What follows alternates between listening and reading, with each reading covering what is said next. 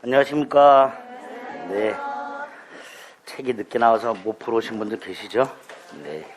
죄송합니다. 올해는 뭐, 책이 제때 안 나와가지고, 이법이. 아이, 참. 뒤로 자빠져도 코가 깨지는 힘인 것 같아. 에이씨. 와이프가 간혹 저 몰래, 인터넷 저몰 봐요. 저는 안 보는데. 근데 얼마 전에 그러더라고. 올해 아무것도 하지 말래요, 저거. 왜 그랬더니, 뭐 하는 일마다 꼭인데. 그래서, 뭐서 들었냐 그랬더니, 아니, 물론 그런 게 있대. 그러니까 그런가 보다 하고 살기로 했어요. 예. 자, 각설하고, 문제풀이 과정 굉장히 중요하다고 그랬습니다. 여러분들 그 문제 미리 풀어보신 분들 아시겠지만, 뭐 기본서나 요약집에서 찾아보셨죠? 찾아져요? 안 찾아져요? 예. 뭐 비슷한 걸 찾았어. 없지요? 없어요, 없어. 있는데 못 찾는 거, 있는데. 그러니까, 책이나 내가 알고 있는 내용과, 문제로 지문이 어떻게 출제가 되는가. 이걸 매치하는 훈련을 꼭 하셔야 돼요, 민법은. 안 그러면 나는 알고 있어도 문제가 안 풀리는 기현상이 발생합니다. 그걸 저하고 같이 해주셔야 됩니다. 민법은 뭐 내용 정리하고 문제 몇 개 찍어서 풀고 이런 거 안 합니다. 예. 문제 하나하나, 지문 하나하나를 저와 같이, 아, 이렇게 나오는구나. 이게 그 내용이었구나. 정한이는 이걸 이렇게 푸는구나. 나도 그렇게 해야지. 이렇게 생각하셔야 돼요. 독자적인 생각으로 문제를 풀었다가는 낭패를 보기 아주 쉬운 게 민법입니다. 아시겠죠? 예.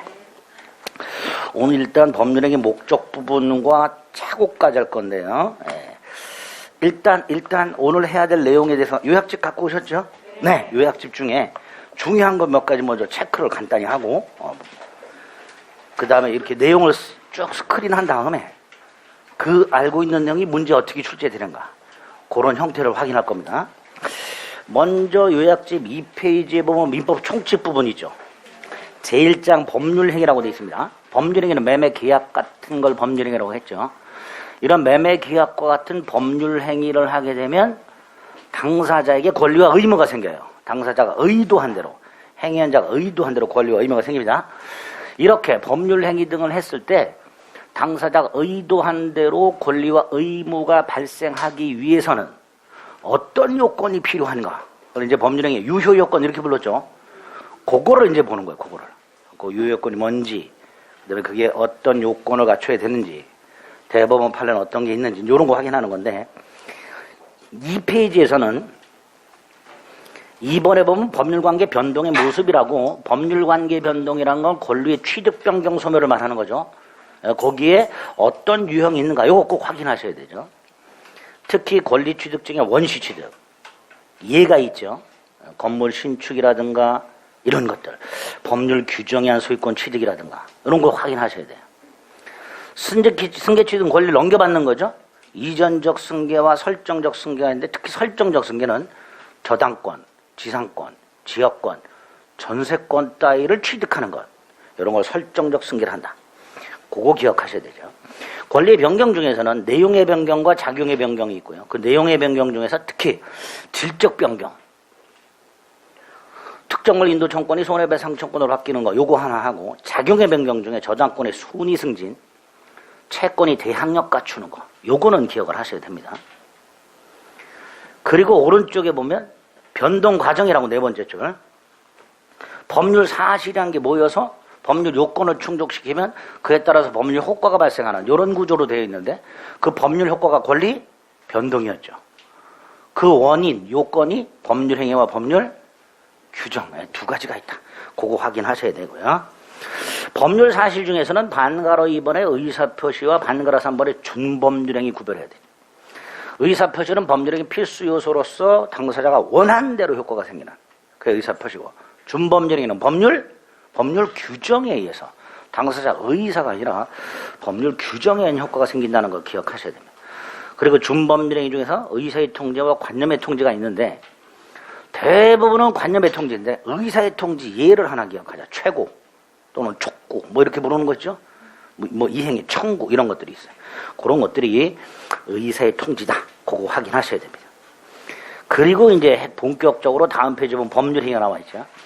법률행위에서는 2번에 양가로 2번 의사표시를 필수 불가결의 요소로 한다는 거. 그거 기억하셔야 되고요.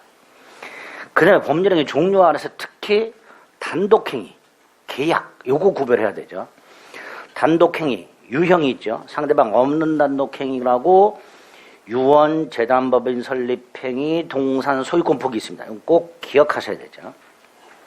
그 다음에 특징 중에서 또 니은, 원칙적으로 조건기한을 붙일 수 없다라는 거. 다만 예외, 상대방이 동의한 경우 또는 상대방에게 이익만을 주는 경우 그 중에서 채무면제, 조건 붙일 수 있다. 꼭 기억하셔야 되죠. 오른쪽에 법률 효과를 기준으로 채권행위와 처분행위 구별하셔야 되는데요. 채권행위는 채권 침해를 발생시켜요. 따라서 이걸 나중에 이행을 해야 돼. 이걸 뭐라고 표현해요? 이행의 문제를 남기는 행위 이렇게 부르죠. 그죠? 그리고 나중에 이행만 하면 되니까 행위 당시에는 처분 권한이 필요가 없죠. 그러니까 처분 권한 없는 자의 채권행위는 유효다. 이 표현을 기억을 하셔야 됩니다. 반면에 처분행위는 권리를 종국적으로 변동시키는 행위이기 때문에 당연히 처분 권한이 있어야 되고요. 물권행위와 준물권행위가 있죠. 물권행위는 말 그대로 물권을 처분하는 행위. 반면에 준물권행위는 물권 이외의 권리, 채권을 양도한다든가 채무를 면제한다든가 이런 것들을 준물권행위라 한다. 기억하셔야 됩니다. 그리고 표 밑에 있는 주의, 요게 출제가 번번이 되지요. 처분 권한 없는 자의 채권행위는 유효하다. 그러나 처분 권한이 없는 자의 처분행위는 무효다. 요건 기억하셔야 됩니다. 그 다음에 법률적인 요건 중에 표가 있죠. 특히 효력요건. 일반적 효력요건, 당사자 능력, 목적의 확정 가능 적법 사정성, 의사표시가 일치하고 하자가 없을 것. 특별요건, 대리권 존재, 허가, 조건 성취, 기한 도래. 요까지는 기억하셔야 돼요. 농지취득자 결정 명은 효력요건이 아니라요. 꼭 암기하셔야 되죠. 근데 여기까지 내용들은 여러분들 보통 이제 민법 본격적으로 공부해야지. 여기까지는 꼭 해요. 그리고 이제 거기 넘어가서 대리부터 막혀갖고 안 하죠. 그러니까 앞부분은 새카매. 앞부분은 웬만큼 다 알아요. 그 다음부터가 문제죠. 그죠? 오늘 첫 번째 하는 것은 많이 들었기 때문에 아마 대충 문제가 풀렸을 거예요. 그 다음이 문제죠. 그걸 극복을 하셔야 됩니다. 예. 그쵸? 보통 대리에서 막혀갖고 더 이상 안 나가고 다른 거 하죠? 안 그래요? 문제도 아마 오늘 거는 이렇게 미리 이렇게 어떻게든 한 분은 푸셨을 텐데 다음 주부터는 안 풀어올 거예요. 풀다가 짜증나가지고 대리 보다 말고 개 짜증나 그러고 안 풀 거예요. 그렇게 하게 되면 이제 공부하기가 싫어지는 거예요. 7, 8월 달은 그 어느 때보다도 인내. 이게 필요한 시기입니다. 꼭꼭 참으셔야 돼요. 자, 6페이지. 여기부터가 아주 중요하고요. 확정성 그거 하나 문장만 기억하면 되죠. 확정되어 있거나 확정할 수 있거나. 확정할 수 있거나가 무슨 뜻이죠? 확정할 수 있는 기준이나 방법이 마련되어 있으면 충분하다. 둘 중에 하나. 실현 가능성, 특히 행위 당시를 기준으로 반가로 2번 사회 통념으로 판단한다는 것. 그래서 불능의 유형의 원시적 불능은 무효고 동그라미 2번 후발적 불능은 유효고 그 다음에 원시적 불능과 연결되는 게 또 기억에 있는 계약 체결상의 과실책임. 후발적 불능과 연결되는 게 채무 불이행 책임과 위험 부담. 꼭 구별하셔야 되죠. 또 하나 원시적 불능과 그래서 니은. 세 번째 줄에 있는, 두 번째 줄에 있는 거. 목적물의 수량이 부족하거나 일부가 멸실됐다. 그러면 담보 책임이라는 게 따로 있으니까 계약 체결상의 과실 책임은 적용될 여지가 없다. 전혀 다른 책임이다.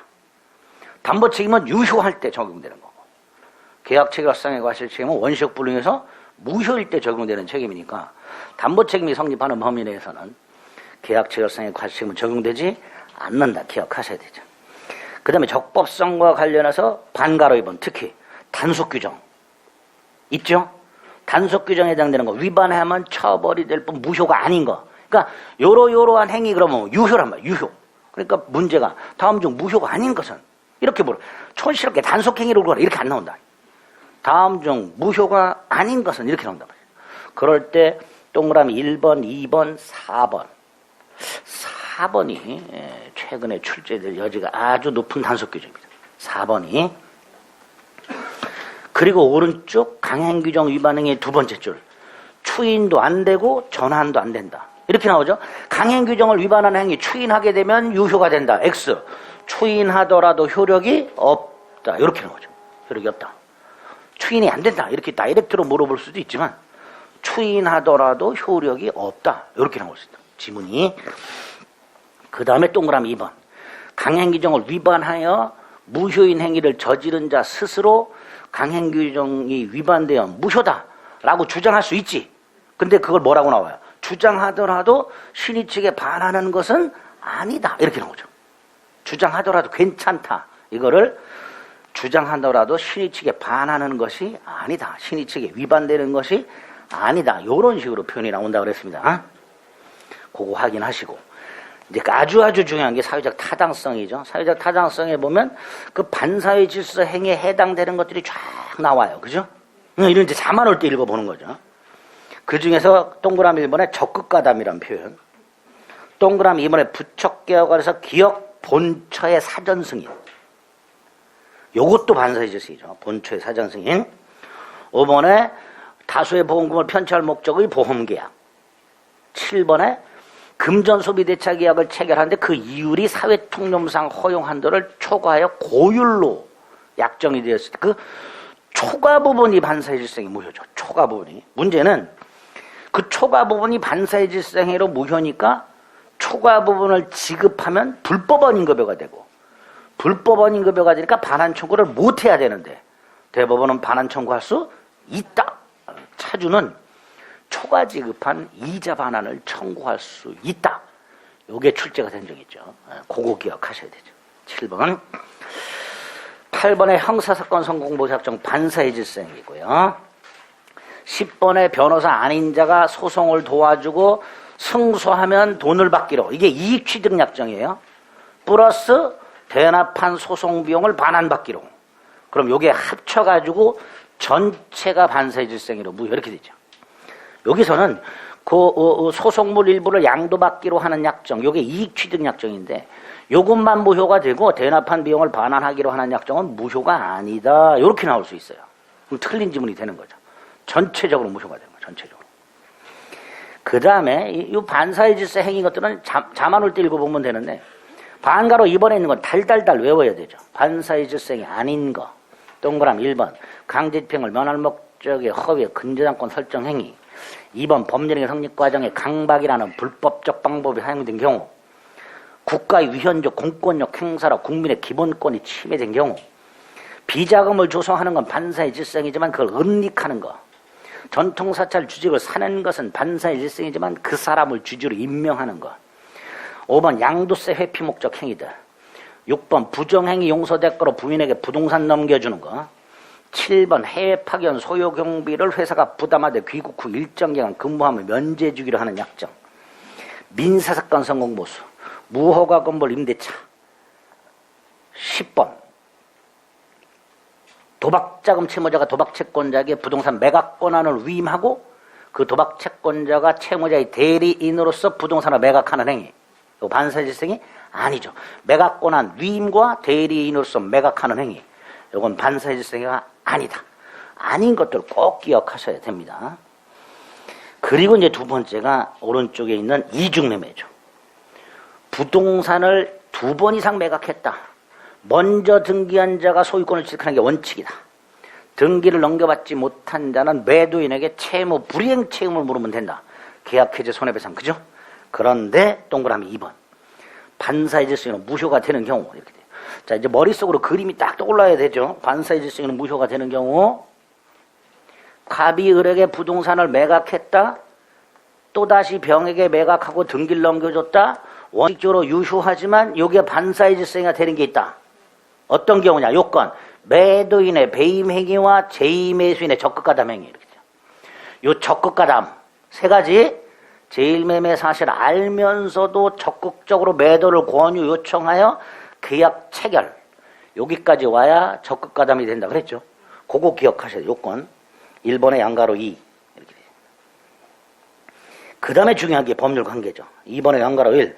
제1매수인과 제2매수인 사이, 을과 병 사이 다이렉트로 이전 등기나 말소 등기 청구할 수 없다. 갑을 대위에서만 말소 청구할 수 있다. 이거 기억하셔야 되죠. 아주 중요하죠. 또 하나 반가로 2번 직접 할 수 있는 게 하나 있다. 불법행위 손해배상 청구. 제1매수인에게 직접 불법행위 손해배상 청구할 수 있다. 다이렉트로 청구할 수 있는 거 하나. 양가로 2번 매도인 제2매수인 제2매수로 전득한 제3자 갑, 병, 병으로부터 전득한 정, 선악불문하고 소유권 취득할 수 없다. 이렇게 선악불문하고 소유권 취득할 수 없다. 아주 중요하죠. 양가로 2에 반가로 2 전 선의 전득자 이중매매가 유효하다고 주장할 수 없다. 이렇게 나오죠. 선의 정은 갑병 이중매매가 유효라고 주장 못한다. 정에게도 무효다. 그 다음에 양가로 3번에 반가로 2번 제1매수인은 제2매매 계약을 채권자 취소권 행사해서 취소할 수는 없다. 기억하셔야 됩니다. 일단 요 정도가 아주 기본이 되죠. 그리고 넘기면 동기불법. 동기불법은 동그라미 2번. 동기가 불법한 행위는 원칙적으로 반사의 질성이 아니다. 다만 표시되거나 알려진 경우. 그것만 기억하시면 되죠. 상대방에게 표시되거나 알려진 경우에는 반사의 질성이 된다. 이렇게. 불공정한 행위는 성립요건 박스 아닌 거 달달달 외워야 되죠. 급부와 반대급부 현저한 불균형은 행위 당시 두 번째 줄 객관적 가치를 기준. 행위 당시 객관적 가치. 피해자의 궁박병설 무경험, 궁박 양가를 본 정신적 원인에 기인할 수도 있다. 무경험, 사회 일반 거래 경험 부족을 의미한다. 3번 셋 중에 어느 하나만 구비하면 족하다. 4번 아주 중요하죠. 대리인에 의한 불공정한 행위. 궁박은 본인 기준, 경솔무경험은 대리인 기준, 궁본 경무대 꼭 기억해야 되죠. 세 번째 폭리자에게 폭리 의사가 있어야 된다. 피해자의 궁박, 경솔, 무경험을 이용하여 폭리를 취하고자 하는 의사가 있어야 된다. 세 가지 요건 기억하시고 그 밑에 동그라미 3번 피해자가 전부 증명하라. 따라서 현저한 불균형만 증명했다 하더라도 궁박 따위는 추정되지 않는다. 추정되지 않는다. 따라서 전부 증명하라. 이게 원래 논리적 순서죠. 적용 범위도 아주 중요하죠. 기억 세 가지 증여, 기부, 경매 적용 안 돼. 하지만 니은, 채무면제와 같은 단독행위, 디귿, 부재소합의 여긴 적용된다. 특히 부재소합의. 효과, 추인은 안 돼. 불공정한 행위는 추인하더라도 효력이 없어. 그러나 전환은 인정된다. 다른 유효한 행위로 전환할 수 있다. 오른쪽 메뉴에 판례. 재건축사업보조에 포함된 토지에 대해서 재건축사업조합과 알박기한 토지 소유자가 체결한 매매계약이 그 대금의 과다로 불공정한 행위가 됐을 때 그 대금을 적정한 금액으로 감액하여 유효한 다른 매매계약의 효력을 인정할 수 있다. 이렇게 되죠. 대금을 까가지고 전환 인정된다라는 거. 법률의 해석, 특히 의사표시가 불일치할 때 어디에 초점을 맞추느냐. 관련 판례, 표시행위에 맞춰놔. 의사가 아니고 표시행위, 여기에 초점을 맞춰놔. 표시행위에 부여한 객관적 의미를 명백하게 확정하는 거다. 당사자의 내심의 의사와는 관계없이 그 표시행위에 부여한 객관적 의미를 합리적으로 해석해라. 연결해서 양가로 2번 상대방이 표의자의 진정한 의사를 알 수 없다면 그럼 요걸로 가라. 그죠? 그럼 뒤집어서 알았거나 알 수 있었다면 뭘로 가라? 의사로 가라. 이렇게 되겠죠. 그죠? 판례가 알 수 없다면 표시로 가라 그랬으니까 알았거나 알 수 있었다면 의사로 가야 되겠죠. 그 알 수 없다면 당사자 내심의 의사보다는 표시된 행위로 추단된 의사를 가지고 해석하라. 꼭 연결해서 기억하셔야 됩니다. 이렇게 규범적 해석, 즉 표시를 기준으로 하는 게 원칙이지만 예외적으로 이 의사를 기준으로 하는 것 중에서 알았거나 알 수 있었을 경우 외에 양당사자의 의사합치가 있죠. 거기에 동그라미 3번에 있는 오표시 무효죠. 그 오표시 무효 원칙 위로 두세 줄 올라가서 착오 문제는 생기지 않는 거 꼭 기억하셔야 됩니다. 자연적 해석, 오표시 무효, 착오 취소할 수 없다. 이렇게 머릿속에 박으셔야 돼요. 그리고 밑에 사례, 갑과 을이 A 토지에 대해서 매매 의사가 일치했으나 꼭 현혹시키려고 지번을 차고 하여 이렇게 말하죠. 그러니까 차고가 눈에 확 들어온단 말이죠. 차고 취소할 수 있는 거 아니야? 이렇게 생각하죠. 안 되죠. 차고를 이렇게 해서 계약서에 B 토지라고 표시했다. 자, 1번 계약은 A 토지에 대하여 성립. 따라서 을은 갑에게 여전히 A 토지 이전 등기 청구할 수 있고 갑은 차고 취소할 수 없고 이렇게 연결되죠. 반면에 이 B 토지는 계약을 한 적이 없으므로 무효. 그 다음에 따라서 갑이 소유자고 을에게 B 토지 말소 등기 청구할 수 있고 그 다음 등기인 공신력이 인정 안 되니까 B 토지를 믿고 산 사람은 선이라 하더라도 소유권을 취득할 수가 없다. 이렇게 딱 연결이 되죠. 아주 중요하죠. 그 다음에 뭐 규범적 해석, 보충적 해석이 있는데 보충적 해석에 동그라미 2번. 어쩌고 저쩌고 어쩌고 저쩌고 당사자 의사를 세 번째 줄 보충하여 계약을 해석할 수 있는데 이때 보충되는 의사. 당사자의 실제 의사 또는 주관적 의사를 말한다. 이렇게 출제가 된 적이 있죠. 그 보충되는 의사는 말 그대로 보충하는 거예요. 상상을 해서 보충하는 거예요. 그러니까 당사자의 실제 의사나 주관적 의사가 아니라 추인되는 의사, 객관적으로 추인되는 의사를 가지고 해석해라. 요렇게 나오게 되죠. 요 정도는 여러분들이 알고 계실 거예요. 그죠? 그러면 요런 체크한 정도의 내용이 어떻게 문제로 출제되는가 확인하는 거예요. 문제 보고서 요약집을 찾는 게 아니고 14페이지 보겠습니다. 문제집. 자, 1번 권리 변동. 이런 식으로 나온단 말이죠. 아까 권리 변동이 권리의 취득 변경 소멸이었죠? 그 예시 연결하는 거 제대로 연결했냐 안 했냐 물어본단 말이죠. 자, 원시 취득. 아까 우리 건물 신축 봤죠? 그것만 봤죠? 근데 제가 뭐라 했어요? 법률 규정에 한 소유권 취득 원시 취득이라고 그랬죠? 법률 규정에 한 소유권 취득이 뭐가 있었어요? 우리 소유권에서 본 거. 취득시효, 무주물 선점, 유실물 습득, 매장물 발견, 부하. 이렇게 딱 떠오르는 거예요. 아, 법률 규정에 한 소유권 취득도 원시 취득이구나. 그 중에 유실물 습득 원시 취득이네. 그죠? 자, 2번 승계 취득 중에 이전적 승계가 두 개가 있었어요. 특정 승계와 포괄 승계. 그리고 포괄 승계 외웠죠? 상속, 포괄유증, 회사합병. 답이 2번이죠. 회사합병은 특정 승계가 아니라 포괄 승계죠. 포괄. 3번에 포괄 상속하고 똑같이. 그 다음에 4번 권리 변경 중에 주체의 변경, 내용의 변경, 작용의 변경이 있었죠. 자격의 변경은 효력의 변경이라고 얘 두 개 기억했죠. 저당권의 순위 상승과 채권이 대항력 갖추는 경우. 그 채권이 대항력 갖추는 경우 예로 뭐가 나와요? 부동산 임차권의 등기. 그죠? 그러니까 자격의 변경 맞지. 절대적 소멸. 소멸에는 절대 소멸과 상대적 소멸이 있다. 절대적 소멸 완전히 사라지는 거다. 대표적인 예 혼동. 지상권자가 소유권 취득했다. 지상권은 사라진다. 이런 것들이 절대적 소멸이 되겠죠. 이런 식으로 그 변동과 구체적인 예시를 연결하는 문제 충분히 나올 수 있습니다. 이런 식으로 나오는구나 정리하셔야 됩니다. 2번 같은 경우는 뭐 시험 문제 나온다기보다는 우리 민법의 3단 구조. 일정한 사실이 모여서 일정한 요건을 갖추면 그에 따라서 일정한 효과가 발생한다. 요 사실, 요 구성 요소를 법률 사실, 원인을 법률 요건, 결과를 법률 효과라고 한다. 자, 요때 요 법률 효과가 뭐였죠? 권리 변동. 그러니까 무슨 권의 취득. 그러면 그건 법률 효과가 되는 거죠. 그 원인이 계약이나 법률 규정. 이게 법률 요건이 되겠죠. 그걸 구성하는 구성 요소. 그게 법률 사실이 되겠죠. 그럼 2번. 갑이 자신 소유 A 토지를 을에게 매도하고 소유권 이전 등기를 해줬다. 을은 병으로부터 1억을 차용하면서 저당권을 설정해줬다. 자, 갑이 을에게 땅을 팔고 등기를 넘겨주고 을은 병으로부터 돈을 빌리면서 저당권을 설정해줬다. 이게 순서죠. 매매, 이전 등기, 금전 차용, 저당권 설정. 이렇게 돼 있어요. 자, 동그라미 1번. 매매 계약. 법률행위죠?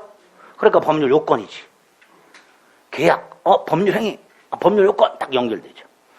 그 계약을 통해서 갑과 을에게 권리가 생겨. 그게 뭐예요? 법률 효과.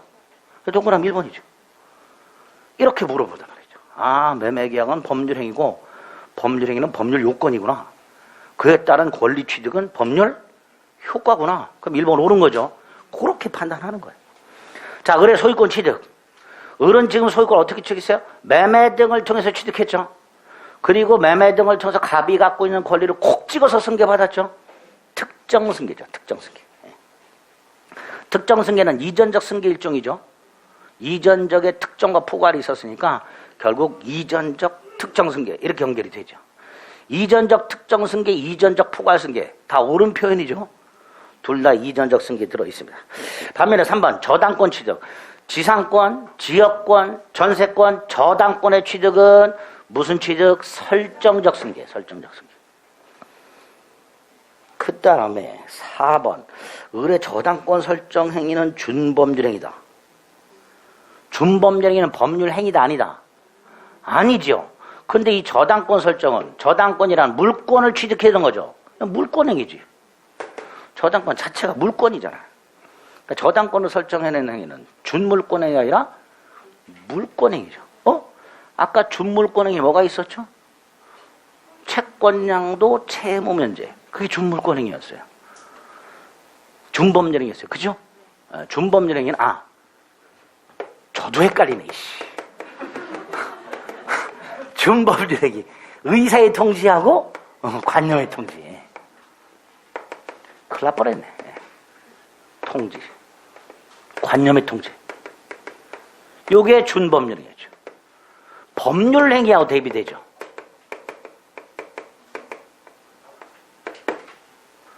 그 다음에 이 법률 행위가 채권행위, 처분행위로 나뉘고 처분행위의 물권행위와 준물권행위죠. 준물권행위. 물권행위 이제 저당권 설정 이런 게 들어있는 거예요. 여기에 채권량도 채무 면제가 들어있는 거죠. 그죠? 이런 식으로 구별이 되는 거죠. 그러니까 요 놈과 요 놈 헷갈리면 안 되죠. 근데 저당권 설정행위는 여기 들어있다. 여기 물권행위. 그러니까 법률행위죠. 준법률행위가 아니게 됩니다. 이런 식으로 딱 머릿속에 왁구를 잡아가지고 내용을 연결할 수 있어야 된다. 4번이 틀렸죠. 을의 저당권 설정. 을이 자기 땅에 저당권을 설정하면 을에 갖고 있는 소유권이 소유권의 내용이 뭐죠?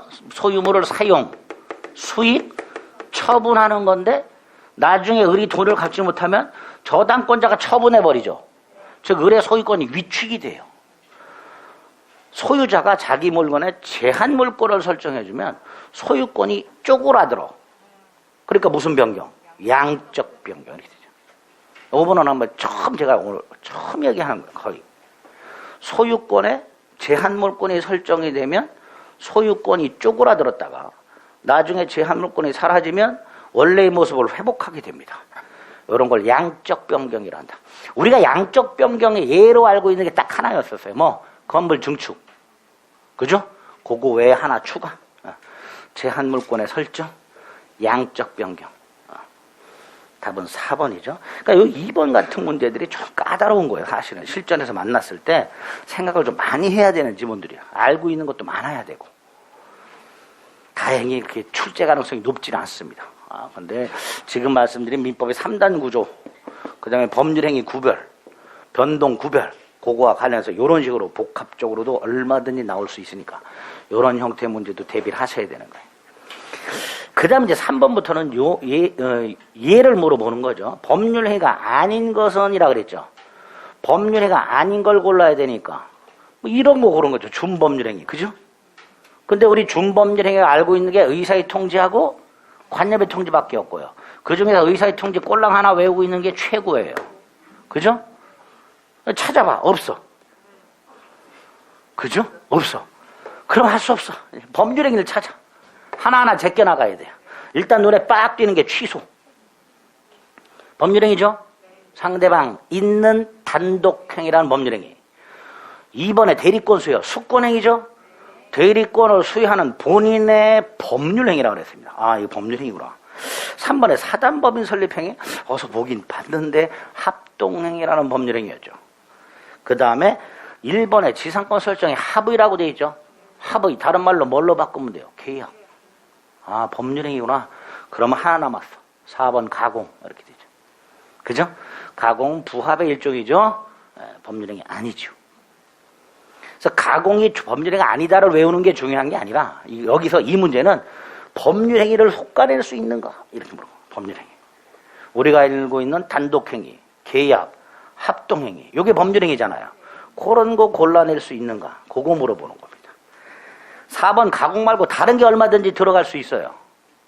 그러니까 가공이 법률행위가 아니다를 아는 게 중요한 게 아니라 나머지가 법률행위다라는 걸 골라낼 수 있는 게 중요한 거예요. 여기서는. 그러니까 이런 것들을 모르면 가공을 찾아요. 책에서. 가공이 뭐지 하고 막 찾아. 그거 찾는 게 아니야. 법률행위 파트가 가지고 법률행위 뭐가 있는 걸 다시 한번 확인하는 게 중요한 거예요. 아시겠죠? 네. 4번 준법률행위. 예, 준법률행위 우리 외운 거 하나 있었죠? 최고. 나머지는 다 관념의 통제라고 생각하면 된다고 그랬죠. 성질이 다른 하나는 준법률행위를 만약에 이런 식으로 준법률행위를 구별하라는 문제가 나오게 되면 이렇게 낼 수밖에 없어요. 관념의 통지 4개에다가 나머지 이것은 의사의 통지가 얘가 더 적어요. 개수로 따지면. 관념의 통지는 각종 통지 또는 승인을 말하는데 이것 굉장히 많아요. 민법에. 무슨 통지 무슨 승인이라고 해서. 이건 굉장히 예가 많아요. 이건 적죠. 그러니까 이런 식으로 물어봐요. 나머지는 다 의사의 통지고 관념의 통지고 5번에 눈에 빡 띄는 게 하나 있죠. 최고. 아, 이건 이렇게만 암기해두면 되겠구나. 준법률행위라는 것은 법률행위, 즉 의사표시와 구별되는 것으로서 법률행위 의사표시는 의사표시한 대로 효과가 생긴다. 하지만 준법률행위는 법률 규정에서 효과가 생긴다. 성질이 다르다. 그 준법률행위가 2개가 있다. 이것도 성질이 다르니까 나눠놨겠죠. 어떻게 다르나는 중요한 게 아니야. 문제 자체가 성질이 다르다 그랬는데 뭐 어떻게 다른가 이게 중요한 게 아니라 이 구별하는 게 중요한 거야. 그래서 최고라는 놈은 의사의 통지고 나머지 뭐 요따고 나오는 건 다 관념의 통지다. 이런 식으로 구별한 다음에 관념의 통지 4개 깔아놓고 성질이 다른 의사의 통지 하나 고르세요. 했을 때 최고 고를 수 있으면 됩니다. 아시겠죠? 딱 거기까지만 해요, 여기는. 다음 페이지 5번. 이제 구체적으로 법률행위 중에서 단독행위와 아닌 거 구별해야 되죠. 그죠? 다음 행위 중 단독행위로 할 수 없는 것을 골라라 라고 되어 있습니다. 단독행위로 할 수 없는 거. 단독행위로 할 수 없는 거. 그럼 뭘로 해야 돼? 단독행위로 할 수 없대. 그럼 뭘로 해야 돼? 이 문제를 파악해야죠. 단독행위로 할 수 없대. 그럼 뭘로 해야 돼? 예? 계약으로 해야죠. 단독행위를 못한대. 그럼 뭘로 해야 돼? 계약으로 해야 돼. 결국 계약을 고르세요라는 문제예요. 문제가 머릿속에 생각 단독행위를 못한대. 그럼 뭘로 해? 계약으로 해야지. 결국 계약으로 할 수 있는 것을 고르요. 그래서 계약을 봐. 없어. 5번에 있네요. 5번은 계약 해제라고 단독행위잖아. 그죠? 근데 다행히 우리는 추인이라든가 해제라든가 포기는 단독행위인 줄 알아. 그 다음에 이제 3번에 상계. 상계는 일방적으로 퉁치는 거라 그랬죠. 그럼 단독행위겠지. 그럼 하나 남는 거예요. 1번. 채무인수. 채무인수는 보통 이렇게 채무인수라고만 나와요. 오늘 머릿속으로 박아. 채무인수 계약까지 붙여갖고 기억하. 채무인수 계약. 이런 거죠. 갑이 을에게 1억을 빌렸어. 1억 채무가 있어. 이거를 병이 갚하고 이렇게 계약을 해. 야, 그거 내가 대신 갚아줄게. 이게 채무 인수 계약이에요. 갑이 을에게 갚아야 할 채무를 병이 대신 갚기로 하는 채무자와 인수인사의 계약. 이게 채무 인수예요. 이 채무 인수 계약은 계약이란 말을 빼고 채무 인수라고만 나옵니다. 채무 인수라고. 계약이라는 사실을 기억하셔야 돼요. 자, 이 채무 인수 외에 답으로 나오는 게 합의 해제가 있죠. 매매 예약이 있죠. 그래서 이 5번은 1번에 들어갈 수 있는 답이 3가지입니다. 채무 인수, 합의 해제, 매매 예약. 요거는 몇 번 답으로 나왔죠. 다이렉트로 물어본 적도 있어요. 다음 중 단독행위가 아닌 것은 이렇게. 다이렉트로 다음 중 단독행위가 아닌 것은 이렇게 물어볼 수도 있고요. 지금 5번처럼 단독행위로 할 수 없는 것은 이렇게 물어볼 수도 있습니다. 둘 다 뭘 물어보는 거예요? 계약을 골라라 이거죠. 거기서 답으로 나올 수 있는 거 3개, 채무인수, 합의해제, 매매계약 이렇게 하셔야 됩니다. 나머지는 다 단독행위죠. 그죠? 그 다음에 6번 준물권행위가 아닌 것은 이라고 했어요. 준물권행위가 아닌 건 그건 뭐예요? 물권인 거예요. 물권은 찾으면 물권 어디 있어? 5번 전세권 물권이죠. 지상권, 지역권, 전세권, 저당권 이게 물권행위죠. 나머지 1번의 채권, 2번의 채무, 3번의 특허권, 4번의 임차권은 물권이에요, 채권이에요? 채권이죠. 결국 1번 금전 채권 양도나 4번 임차권 양도는 둘 다 뭐예요? 채권 양도.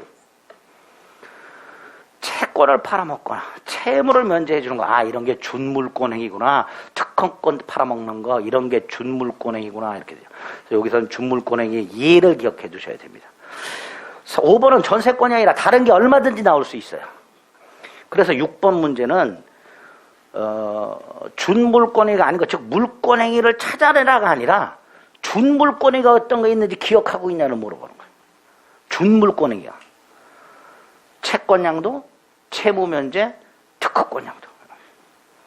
이런 걸 딱 준물권행위구나 이렇게 기억해 두시면 됩니다. 됐죠? 자, 7번 사단법인 설립행위 기억합니다. 합동행위. 2번 단독행위. 아까 요약집에서 체크했던 지문이 나왔네. 원칙적으로 조건 붙일 수 없고. 다만 상대방에게 이익만 주는 거, 얘가 떠올라야 되죠. 채무면제. 또는 상대방이 동의한 경우에 조건 붙일 수 있다. 3번. 요식행위? 요식행위가 뭐였죠? 체크 안 했죠, 우리? 그때 건너뛰어. 순식간에 답이 몰라. 이게 직관적으로 빡 머리에 떠올라야 되는데, 안 떠올라. 그럼 바로. 네. 3번. 물권행위와 준물권행위 처분행위죠. 여기 있잖아요. 처분행위, 물권행위와 준물권행위. 채권행위와 차이가 뭐, 이건 이행의 문제를 남겨. 이건 이행의 문제를 남기지 않아. 그쵸? 이 머리에 박혀 있어야 돼요. 물권행위, 준물권행위, 처분행위. 이행의 문제를 남기지 않는다. 4번. 5번. 처분 권한 없는 자의 채권행위는 유효. 처분 권한 없는 자의 처분행위는 무효. 그랬죠? 모르는지 말. 그럼 3번이 틀렸겠네. 자, 3번. 요식행위가 뭐죠? 일정한 방식을 갖춰야, 그 다음이 문제죠. 일정한 방식을 갖춰야 그 행위가 성립하는 경우에요, 유효한 경우를 말하는 거예요. 어떤 거예요? 요식행위라는 게 방식을 요하는 행위잖아요. 그 방식을 갖춰. 그럼 그 행위가 성립해요, 유효해요? 성립이죠, 성립이죠. 성립요건이죠.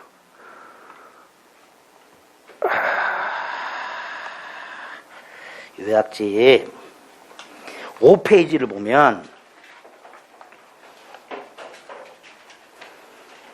하단에 성립요건 표가 있어요. 거기 찾으셨어요? 거기에 보면 특별 성립요건이라고 혼인이나 입양에 있어서의 신고, 유언 따위에서의 방식이 있죠? 이런 게 요식행위, 이런 게. 그런데 그 요식행위가 방식을 못 갖췄어요. 그럼 그 밑에 뭐라고 돼 있어요? 법률행위 불성립, 부존재 이렇게 돼 있죠. 즉 법률행위 성립하지 않은 거죠. 법률행위가 성립하지 않았다면 유효냐 무효냐를 따질 필요가 있다 없다? 없다 그랬죠. 그럼 돌아옵니다. 7번에 3번. 방식을 갖추지 않은 요식행위는 원시적 불능으로 무효다. 틀렸죠. 원시적 불능 무효가 아니고 법률행위는 불성립하였다 이렇게 되죠. 그러니까 요식행위라는 게 일정한 방식을 갖춰야 성립하는 행위냐 유효한 행위냐, 일정한 방식을 갖춰야 성립하는 행위가 요식행위다. 따라서 그 방식을 갖추지 못하면 불성립 이렇게 돼요. 무효가 아니고 불성립. 성립하지도 않은 계약에 유효다 무효다를 따질 필요가 없다 그런 취지죠. 3번이 틀렸죠. 이렇게 고르시는 거예요. 자, 그 다음에 이제 8번부터가 본격적으로 법률행위의 목적이 갖춰질 유효요건에 관련된 지문들이죠. 8번에 1번은 뭐 범죄의 목적은 반드시 행위 당시 확정되어 있을 필요는 없다 그랬죠. 자, 2번은 적극 가담이 보이죠. 적극 가담이 보이면 반사의 질서이나 무효 이렇게 되겠죠. 3번은 가능과 관련된 내용이 나왔네요. 아까 범죄의 목적이 행위 당시 불가능하면 무효라 그랬죠. 행위 당시 원시적 불능. 그러니까 성립 당시에는 가능했으나 성립 이후 불가능 말을 바꿔요. 후발적 불능. 그죠? 유효. 원시적 불능만 무효고 후발적 불능은 무효가 아니라 그랬으니까 3번이 틀렸죠. 4번 동기가 불법했다. 동기는 원칙적으로 고려 대상이 아니니까 범죄의 효력에 영향을 미치지 않는다. 그런데 그 불법한 동기가 상대방한테 표시가 됐다. 그러면 무효가 된다. 법률의 목적의 적법성에서 말하는 적법은 모든 법규범을 말하는 게 아니라 강행법규만을 말한다 그랬죠. 임의법규를 위반했다. 임의규정을 위반했다. 이건 무효가 아니다 그랬지. 그러니까 모든 법규범을 위반하는 내용이 무효가 되는 것은 아니다. 이렇게 표현이 나오게 되겠죠. 틀린 거 3번. 9번 목적에 관한 설명으로 틀린 것을 고르세요. 도박 채무 이행 반사의 질성이죠. 자, 요 도박 채무 이행으로 토지를 양도하는 계약이라고 되는데 요거 아까 우리 요약집에서 채권된 거하고 헷갈리면 안 됩니다. 을이 갑에게 도박 자금을 빌려줘. 반사의 질성이죠. 이거 반사의 질성입니다. 이걸 갚기로 하는 것도 반사의 질성입니다. 그죠? 자, 여기서 원하는 이 부동산 양도하는 건 갑이 빌린 돈을 부동산으로 대신 갚는 거예요.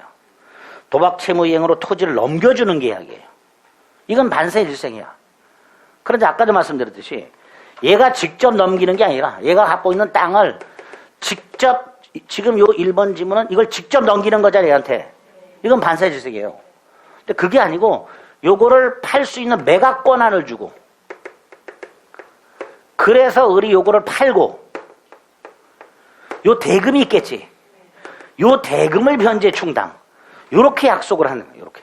계약을 요렇게 한 거예요. 여기서 요거는 반사의 질성이로. 요 두 가지는 반사의 질성이죠. 도박 자금을 빌리는 것과 그 매각 대금을 도박 채무 변제 충당하는 거. 이건 반사의 질성이에요. 하지만 아무것도 모르고 땅 산 사람. 얘는 소유권을 취득해야 되니까. 이건 유효로 처리할 수밖에 없고. 그러기 위해서 내는 정당한 대리권이 있어야 되잖아요. 이것도 유효로 할 수밖에 없죠.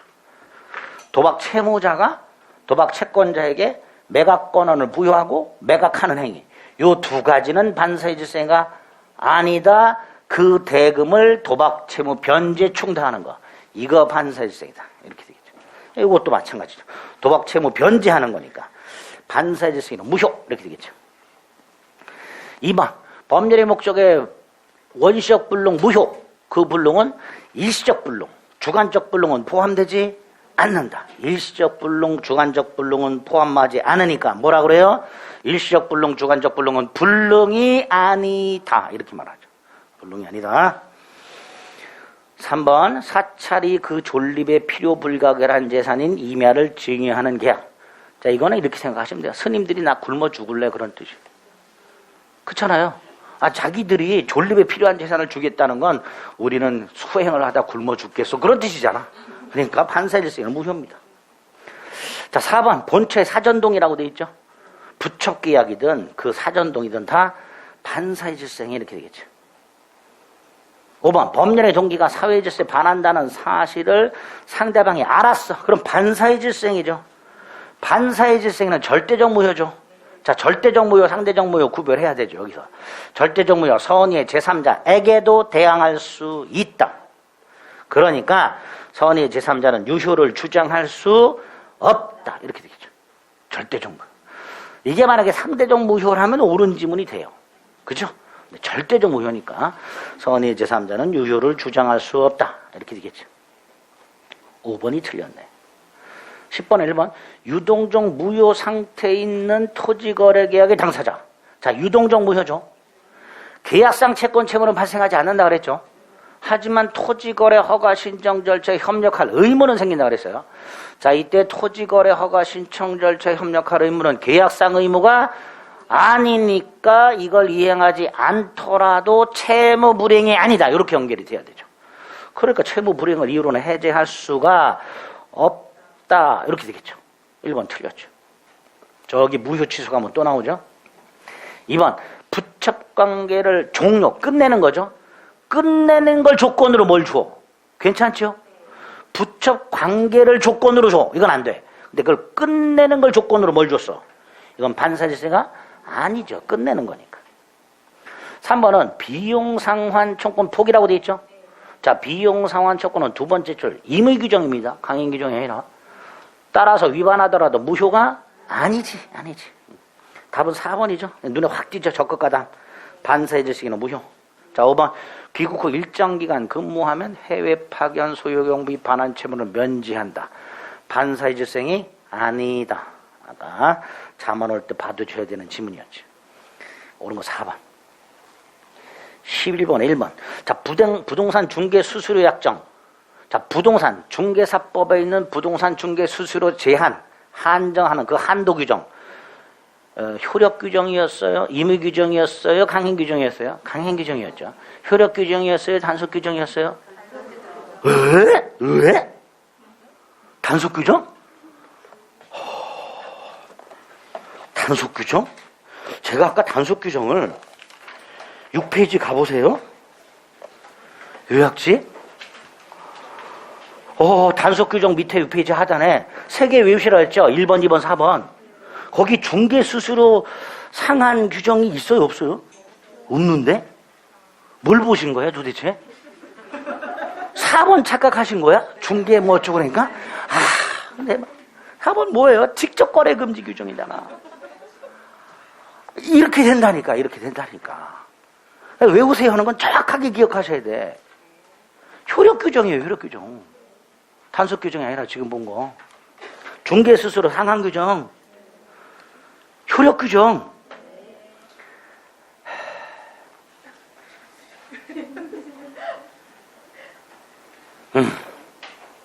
따라서 그걸 초과했어. 초과 부분 무효. 전체가 무효가 아니라. 그래서 제가 초과 부분 무효다라고 기억하시라고 그랬죠. 효력 규정입니다. 단속 규정 아닙니다.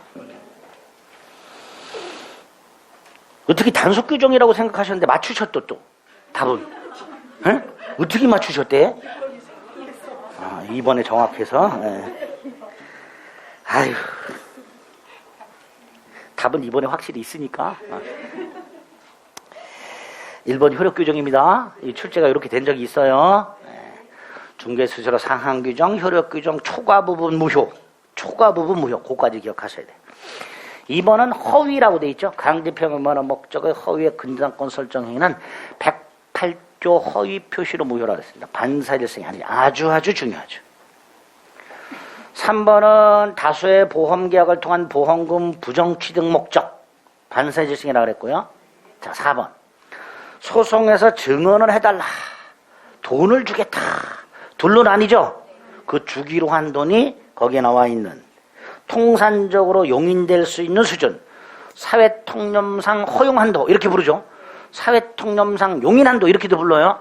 그걸 초과하면 무효, 초과하지 않으면 무효가 아니다 이렇게 되죠. 반면에 여기서 첫 번째 줄에 사실대로 증언이라고 안 돼 있고 허위 증언 이렇게 나와 있으면 초과 여부를 묻지 않고 그냥 무효 이렇게 구별을 꼭 해두셔야 되지요. 5번도 중요하죠. 아까 강박이라는 불법적 방법이 사용됐다. 강박을 이유로 취소할 수 있다. 반사의 질서행위 아니다. 즉 반사의 질서 행위로서 무효라고 볼 수는 없다. 이렇게 나오죠. 자, 12번 효력이 다른 것을 골라라. 자, 1번 개업공인중개사 등의 중개의뢰인과 직접 거래하는 약정. 아까 직접 거래를 금지하는 규정은 단속 규정. 위반하더라도 유효. 처벌만 대폭 무효가 아니야. 그럼 1번 유효. 그런데 2번 명의신탁 원칙 무효. 무효죠? 그러면 유효 무효를 고르라는 거구나. 그럼 나머지는 유효인지 무효인지만 판단하면 되는데 3번 이율이 사회통념상 허용한도 초과하는 고율의 약정 반사의 질서에는 무효. 4번 주지직을 거액을 주고 사고는 거 반사의 질서에는 무효. 5번 부척관계의 종료를 해제 조건으로 정해줘. 요거 아까 뭐하고 헷갈리면 안 돼요? 10번에 2번. 10번에 2번은 부척관계의 종료를 조건으로 주는 거고 이건 종료를 해제 조건으로 줬어요. 그러니까 10번에 2번은 끝내면서 주는 거고요. 요거는 줬다가 끝내면 돌려받는 거예요. 그러니까 이건 반사해제가 된다 그랬죠. 부척관계의 종료를 그냥 조건이라고 나오지 않고 해제 조건으로라고 되면 이건 줬다가 뺏는 거라 그랬어요. 이건 반사해제성으로 무효가 된다 그랬습니다. 답은 1번 기억하셔야 되죠. 13번 목적의 불능. 자, 불능만 따로 불능만 따로 나오기는 힘들고 하도 헷갈리니까 문제 하나 넣어놨어요. 원시적 불능 무효 계약 체결상의 과실 책임. 단 수량 부족 담보 책임. 머리 박으셔야 되죠. 후발적 불능 유효 채무불이행 위험부담. 그렇게 기억하셔야 되죠. 자, 1번 원시적 불능의 경우에 계약 체결상의 과실 책임 또는 위험부담 지워야 되죠. 위험부담 안 되죠. 이거 후발적 불능이죠. 자, 2번 채무자의 귀책 사유에 있는 후발적 불능의 경우에 언제나 채무불이행이 성립한다. 아주 어려운 질문입니다. 이거 무슨 말인지 몰라요. 이렇게 추상적으로 나오면. 3번 채무자의 귀책 사유 없는 후발적 불능. 채무자의 귀책 사유 없는 후발적 불능. 예를 들어서 각과 을이 건물을 매매하는 계약을 했는데 이 매매 계약을 한 후에 건물이 지진으로 멸실. 이게 머릿속에 딱 떠올라야 되죠. 건물이 지진으로 멸실이 됐다면 채무자 갑에게 아무런 잘못이 없이 갑의 채무가 후발적으로 불능이 됐단 말이죠. 이건 뭐죠? 위험부담. 이게 위험부담. 계약하고 연결이 돼야 되죠. 이때 원칙적으로 갑은 건물 인도 의무를 면하는 대신 반대급부를 청구할 수가 없다. 갑이 부담해야 되죠. 그러니까 채무자는 자신의 의무를 면한 대신 상대방의 지급을 청구할 수 있다. X 청구할 수 없다가 원칙이죠. 4번 일부 불능은 원칙이죠. 전부 불능으로 취급하죠. 이게 답이네. 전부 불능 137조에서 원칙적으로 무슨 불능? 일부 불능 원칙적으로 전부 불능. 전부 무효 이렇게 되겠죠. 4번이 답이네. 5번 타인 물건 매매 얼마든지 할 수 있죠. 무효 아니죠. 자, 그러면 이제 2번만 체결하면 되는데 채무자의 귀책 사유 있는 후발적 불능. 아까 후발적 불능은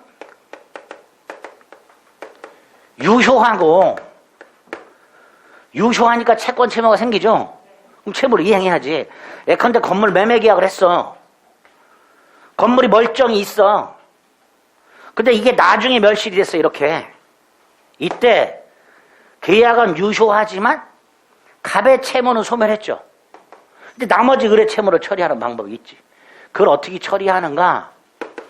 갑의 채무가 갑의 귀책 사유로 불능이 된 경우와 지진처럼 갑의 귀책 사유 없이 불능이 된 경우 둘로 나눈단 말이죠. 갑과 을의 건물 매매 계약을 했다. 그런데 그 건물이 나중에 무너졌다. 계약 후에.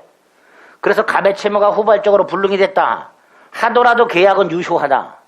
그런데 갑의 채무는 사라졌지 않냐? 그럼 을의 채무 어떻게 할 거냐? 두 갈래로 가자. 갑에게 잘못이 있어? 채무불이행. 책임을 지면 되고. 잘못이 없다면 누가 책임지는 게 아니죠. 부담으로 하는 거예요. 위험부담. 이렇게 가게 되는데 여기서 여기 갑의 귀책 사유. 이런 경우가 있어요. 건물이 멀쩡히 있었어요. 1월 10일 날 매매 계약을 했고 30일 날 넘겨주기로 했어요. 30일 날 건물이 멀쩡히 있었어요. 그런데 30일 날 갑이 소유권을 넘겨주면서 돈을 내놔 그랬더니 을이 돈을 마련 못해서 돈을 못 줘요. 을 대금 못 주고 있지. 그럼 수령을 못하지. 채권자 지체겠죠.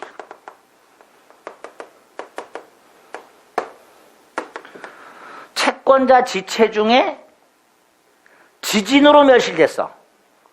갑에게 잘못 없죠. 위험부담으로 가죠. 누가 부담한다 그랬어요? 얘가. 그죠?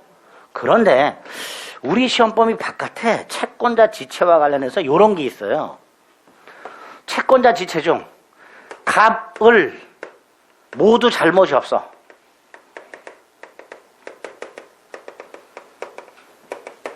갑에게도 잘못이 없고 을에게도 잘못이 없어. 즉 지진으로 멸실됐어. 그럼 을이 위험 부담하는 거죠. 그죠?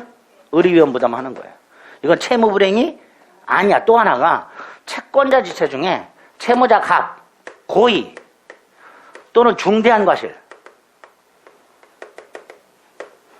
이 없으면 갑은 아무런 책임이 없다.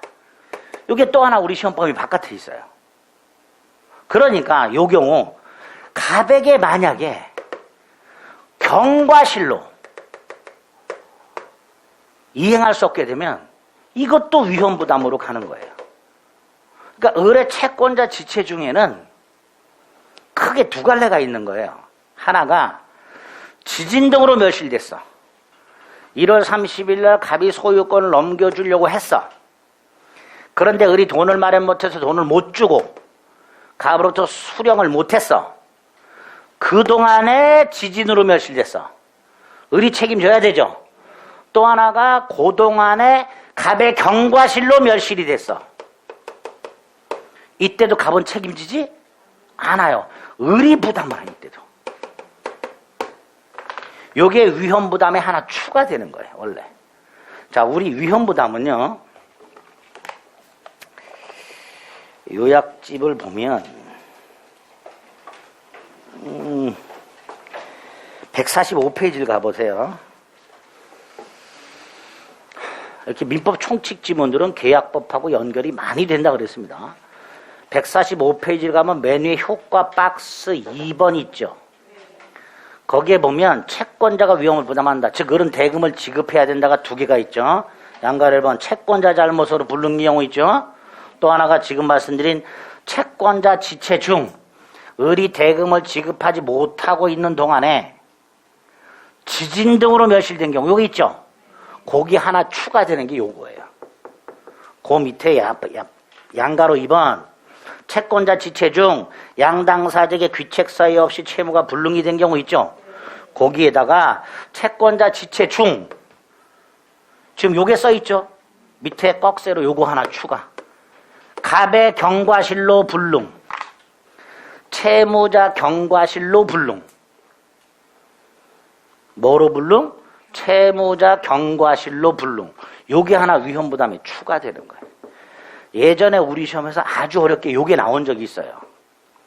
근데 한번 나오고 나서 시험 범위를 벗어난다고 욕 처먹고 나서 다시는 안 나는데 뭐 요새 하도 또라이가 들어가니까 작년에 아주 개또라이가 들어갔고 공동 근저당을 내고 막 그러니까 이런 기억이 하나 나셔야 돼요. 하나 추가해서 기억하시면 됩니다.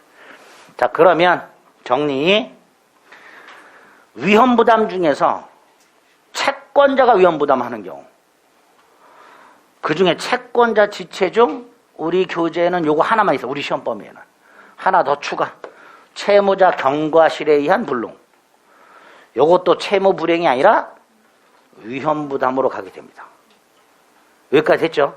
그러면 다시 문제 가서 지문을 보면 13번에 2번 채무자 귀책 사유라고 되어 있죠? 이 귀책 사유가 만약에 채권자 지체 중 경과실이라면 이때는 채무 불행이 아니라 뭘로 간다? 위험부담으로 하니까 채무자 귀책 사유에 의한 후발적 불능이 모두 채무 불행이 되는 건 아니지요. 그 중에 극히 일부 채권자 지체 중, 을의 지체 중 채무자의 경과실 이것도 귀책 사유예요. 이것도 과실이야. 그 불능은 위험부담으로 가라. 채무 불행이 아니다. 그래서 오른쪽 해설을 보면 13번에 2번 해설. 채권자 지체 중 채무자의 고의 또는 중대한 과실 없으면 채무자는 책임이 없어. 이게 우리 시험법이 바깥에 있는 지문인데 요게 위험부담으로 들어온답니다. 위험부담. 그래서 채권자 지체 중 채무자 경과실에 의한 불능의 경우에는 채무 불행 책임이 아니라 채권자 을의 위험부담의 문제로 해결하게 됩니다. 됐죠? 그래서 그거 좀 지문을 좀 오늘 1교시에 봤던 지문에서 제일 어려운 거예요. 13번에 2번 지문 이해해 주시면 됩니다. 됐죠? 자, 14번부터는 반세대생이 아닌 거 고르는 겁니다. 이건 잠시 쉬었다가 보겠습니다.